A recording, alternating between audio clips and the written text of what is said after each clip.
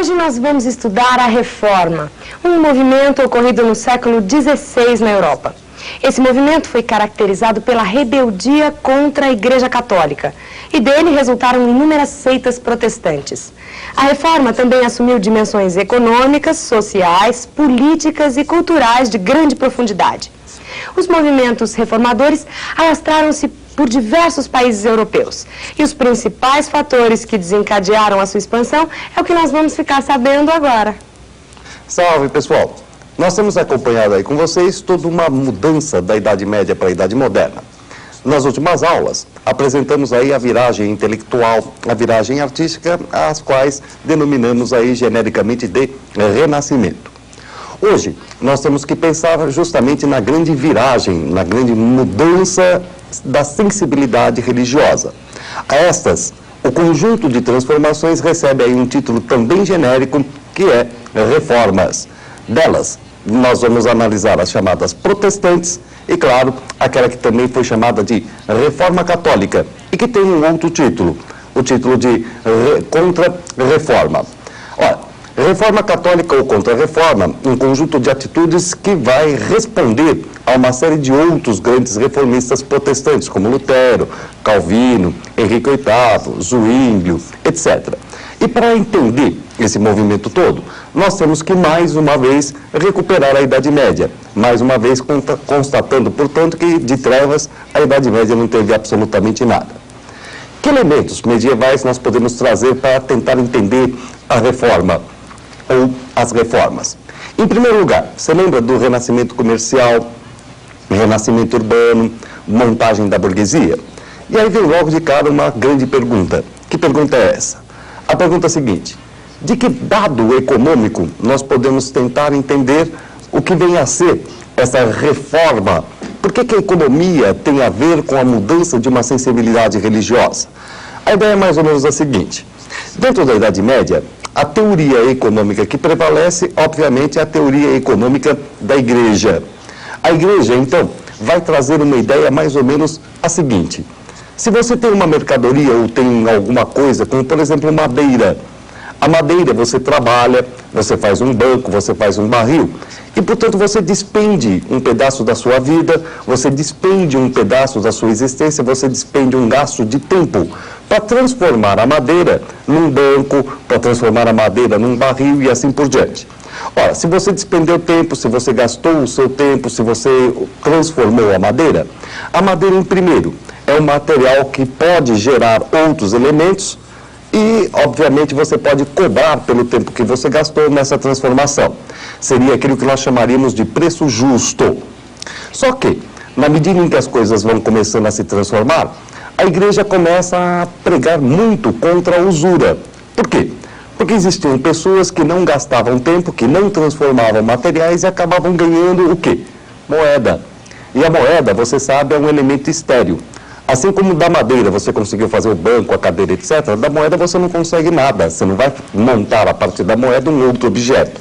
A moeda traz dinheiro por si só, no empréstimo a juros, por exemplo. E a Igreja achava que isso escapava à teoria do preço justo. E, portanto, condenava violentamente a usura. Condenava, portanto, aquela que vinha a ser a essência do capitalismo que estava nascendo. E por isso mesmo, a ascensão do capitalismo pode ser um dos elementos que nós chamamos de fatores da reforma. Um outro elemento óbvio é aquele grupo social que está vinculado ao desenvolvimento do capitalismo, que vem a ser a burguesia.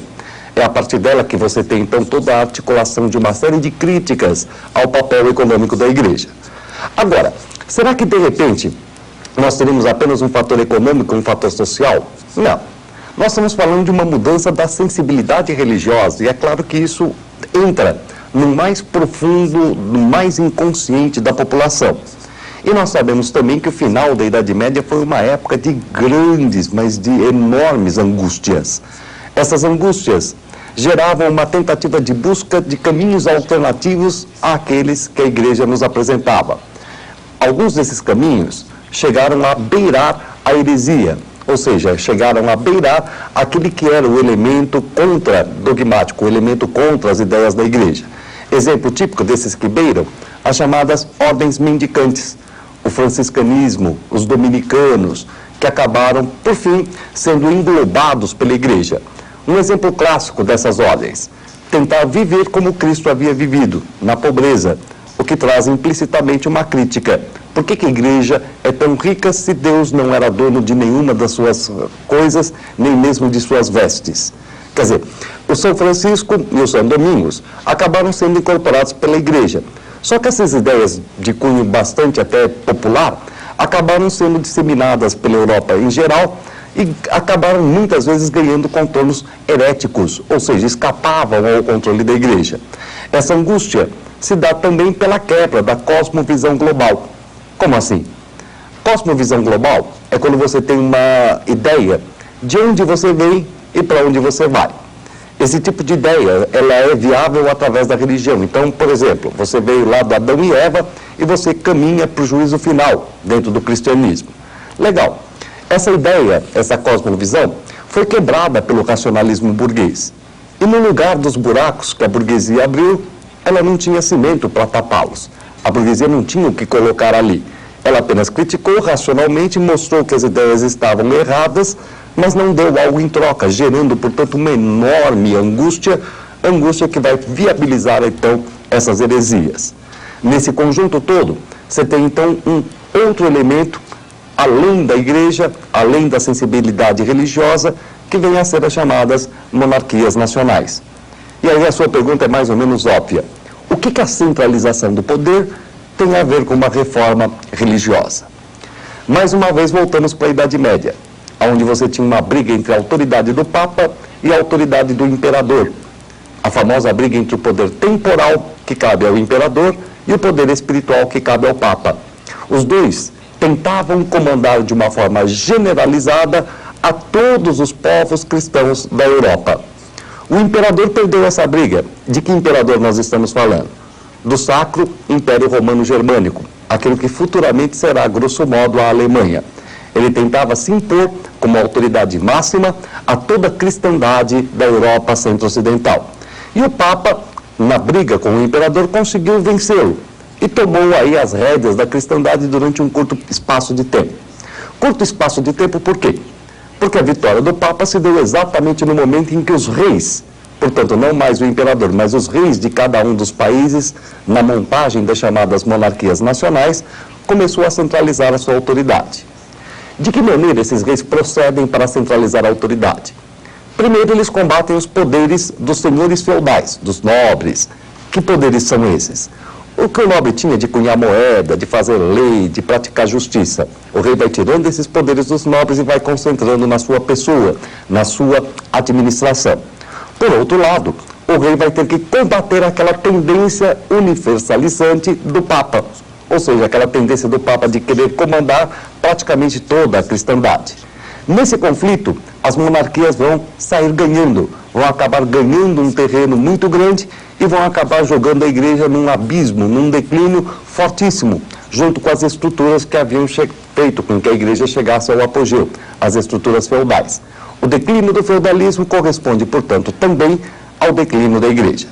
E se você puder dar uma observada aqui no nosso primeiro resumo, você vai notar exatamente essas primeiras grandes características que vão nos conduzindo ao que nós chamamos de reforma protestante. Olha só, em primeiro lugar, nós podemos apontar como elemento fundamental a nível econômico a ascensão do capitalismo, contra aquela teoria do preço justo defendida pela igreja. A ascensão da burguesia, que vai criticar as ideias da igreja e vai desenvolver a atividade do capitalismo.